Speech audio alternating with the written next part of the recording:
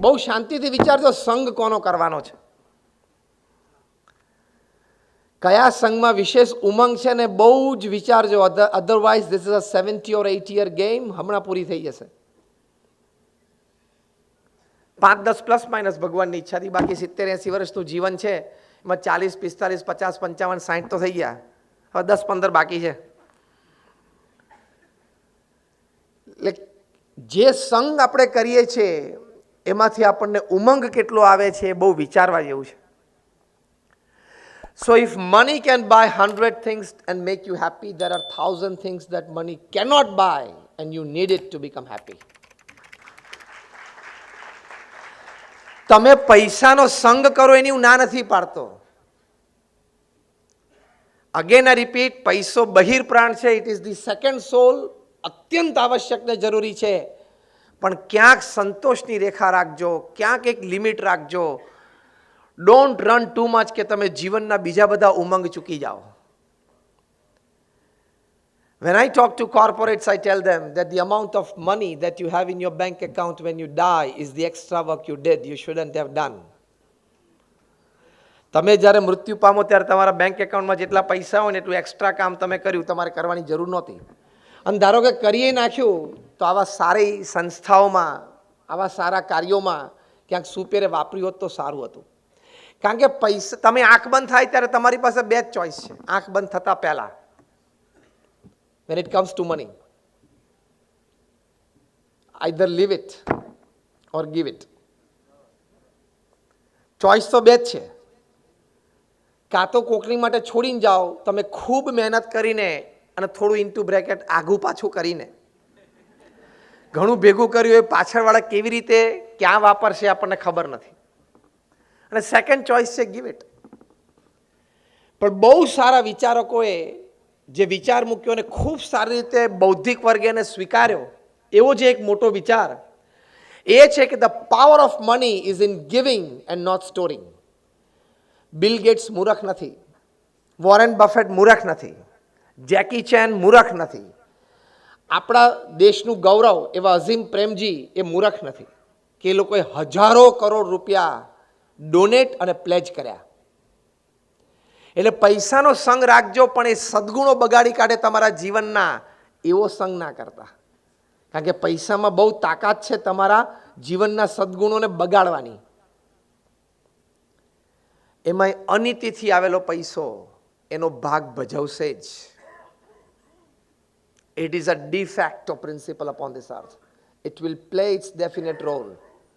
અનીતિથી આવેલો પૈસો છે એ ઘરમાં સંપ પણ બગાડશે, ઘરના સંસ્કાર પણ બગાડશે, આ હકીકત છે.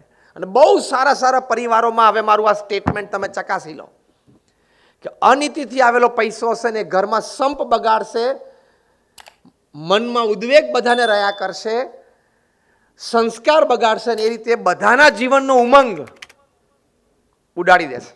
એટલી તાકાત અનીતિના પૈસામાં છે. એટલે એનો સંગ બહુ જાણપણું રાખીને કરજો. એટલે સદગુણોનો સંગ એ આપણે કરવો છે. એમાં મોટું બાધરૂપ એ આ વાત છે કે આપણને ઓવર એક્સેસિવ લવ ટુવર્ડ્સ મની. ચેસની રમત ચાલુ હોય ને ત્યારે રાજા રાજા છે અને પેદું પેદું છે. But when the game of chess is over, the king and the pawn, they go in the same box. એ સિદ્ધાંત છે. જીવન પૂરું થાય ને એટલે રાજા હોય કે પ્રજા એક જ બોક્સમાં જાય છે, લાકડે બધા સળગી જાય છે. એટલે એ જીવનની હકીકત રાખીને પછી તમારે પૈસાનો સંગ કરવો, એટલે એના પ્રત્યે અનડ્યુ અટેચમેન્ટ ના થાય. ડિગ્નિટીથી જીવવું હોય તો don't allow money to overpower your thought process, your lifestyle and your way of thinking. પૈસાને એટલી બધી મહત્વતા જીવનમાં આપવાની જરૂર જ નથી. કારણ કે અંતિલિયામાં પણ 27મા માળે મુકેશ અંબાણી સોનાની કઢી સાંજે નથી પીતા. એ પણ ચણાનો લોટ અને છાશ જે આપણે સાંજે પીએ છીએ એ જ પીવે છે ને. કે પેલા ગોલ્ડ છે એને લિક્વિડ કરીને પીળું gold, liquid gold kadhi khichdi જોડે મિક્સ કરતા હશે. એટલે જીવનમાં સારા સદગુણોનો સંગ કરવો હોય તો એમાં બાધરૂપ છે પૈસા પ્રત્યેનો ઓવર એન્ડ એક્સેસિવ લવ. અને એ બહુ વધારે પડતો પ્રેમ વધી જાય ને તો કેટલા બધા પ્રશ્નો થાય છે. તમારે દેશ છોડવો પડે, તમારી ઉપર પરદેશમાં કાર્યવાહી થાય, યુનાઇટેડ કિંગડમ હોમ ડિપાર્ટમેન્ટ સહી કરે કે you are extradited back to India. અહીંયા લોકો તિહારમાં તમારી રાહ જોવે. બહુ વધારે પડતો પ્રેમ હોય તો તમને એરપોર્ટ ઉપર એમિરેટ્સના પ્લેનમાંથી નીચે પણ ઉતારે. Got it? Got the story? એમાંથી પણ તમને, અને કેટલી પ્રતિષ્ઠાહીન હવે જીવન જીવવાનું. તમામ જીવનનો ઉમંગ નાશ. તમકો ના મારે બહાર જવું છે,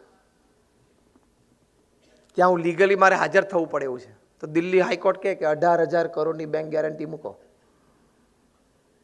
18,000 કરોડની બેંક ગેરંટી મૂકો તો તમને બહાર જવા દઈએ. પતી ગયો, જીવનનો ઉમંગ પૂરો.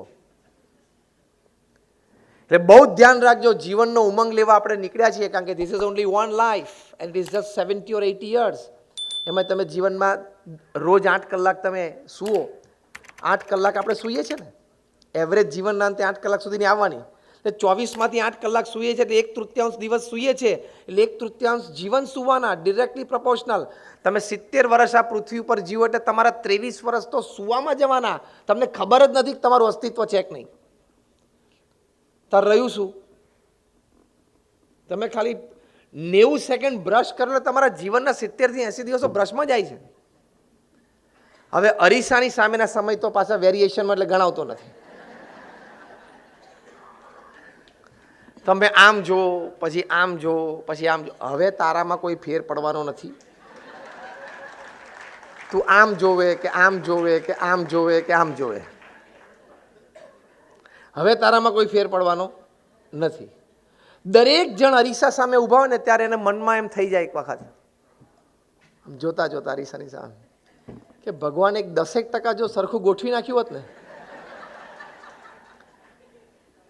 તો એકાદા વુડ્સમાં નંબર લાગત. બોલિવૂડ, હોલિવૂડ, ટોલિવૂડ, કોલિવૂડ, ફોલિવૂડ, જેટલા પૃથ્વી ઉપર લાકડા છે, એટલે છેલ્લે લાકડે જ જવાનો છું. પણ દરેકને એમ હોય કે જરા થોડુંક ભગવાને ગોઠવી આપ્યું તો સારું હોત. પણ એ બાકી એટલે રાખ્યું છે કે થિયેટરો ભરાય, કારણ કે બધા સ્ક્રીન ઉપર ચડી જાય.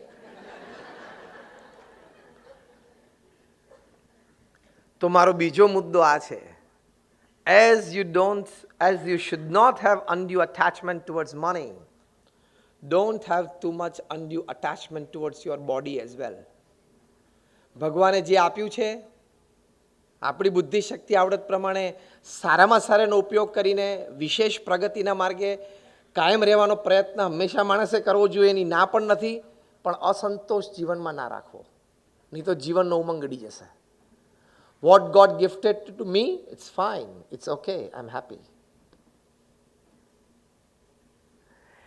એટલે સંગ સદગુણોનો કરવાનો, સદવિચારનો કરવાનો, તો જીવનમાં બધા ઉમંગ રહેશે. અમે તમને સદવિચારો આપ્યા તો જીવનમાં તમને ખૂબ એનો આનંદ રહેશે.